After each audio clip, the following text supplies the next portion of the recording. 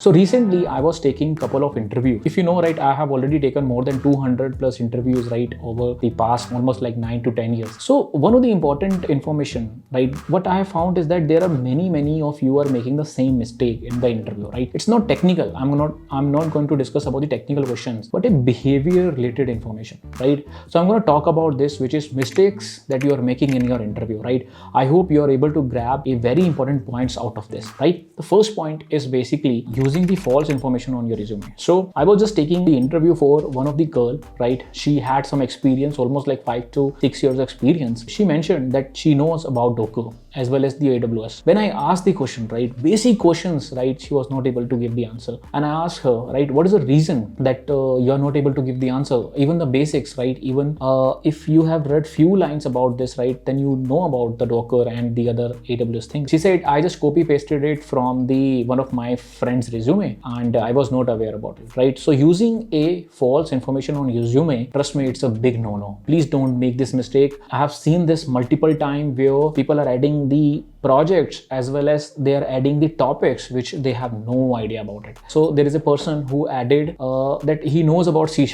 and when I asked a basic thing, right, how to basically create an object and other things written in C#, and he was clueless on this. So please don't do it. This is one of the learning, and please don't make this mistake.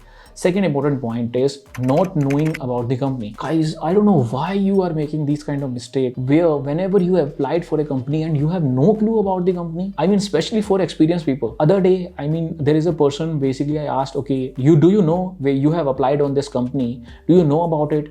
Do you know what kind of project that we do? And he said, no, I have no idea. I've just applied it, I got a call, and that's it. And I said, what the hell? I mean, you are going to join this company probably, yes, after this clearing the interview, right? But you have no idea where you are basically going. You have no idea about the culture.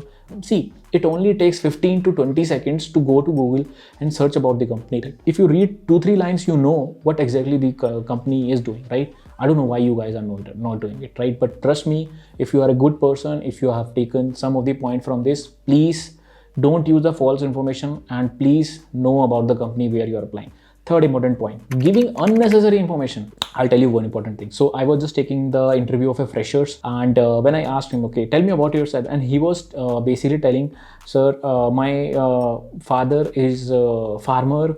He loves about the farms, right? We have a farms in the some Uttarakhand part and something.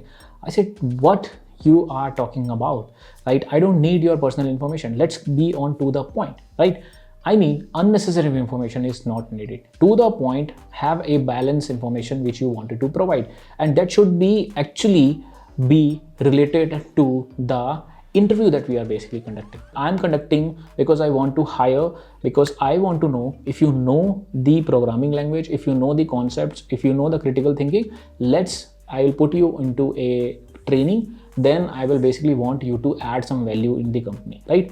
So overall, your unnecessary information is not needed. Please guys, please pay attention.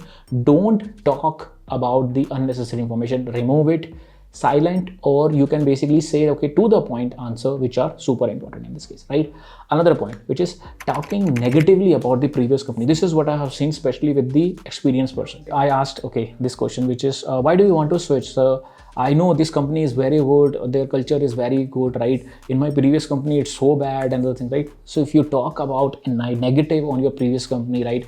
Trust me, as an interviewer, I think you are going to talk about us also in another next company, right? So please don't do it. Please don't do it. Don't talk about negatively. Just say the point, okay, I really don't like the culture there, right? That's what I'm switching out, right? I think the culture can be improved, but it is not improving. So that's why I'm just leaving the company. That's what you can do, right? Last question, which is not asking the question in the end. Guys, why you are not doing it? Okay. So let me tell you, right? This has happened with one of my student, right? Interview was fine. Interview was amazing, right? In the end, the person interviewer basically asked him, do you have any question? And he said, I don't have any question. And he said, it was a good experience that I had, but you don't want to ask anything. What is it? I mean, it's not a good impression, right? So make sure in the end, generally you have to ask some good questions, right? You can ask about, okay, about the journey that the interviewer had, how's their experience, right? What exactly right now the current project these guys are working on, what's the company focus, right? How's the CEO? You can ask anything in the end, but please add some questions. I hope this makes right. You don't make these mistakes in an interview. These are the couple of points I wanted to discuss, right? I hope you have liked it. Just give me a like and subscribe to the channel if you are new, right? And we are starting the automation tester blueprint, right? If you're a fresher, want to move to automation, if you are a manual tester, want to become an automation tester, this is a course for you guys. 4.5 month, 100+ hours of live training that we are doing. Please subscribe, which is sd.live/become. You will find the link in the description also. I hope this is helpful. Comment down below, right? What you think the mistake that you have made in your interview. All right, I'll see you in the next video.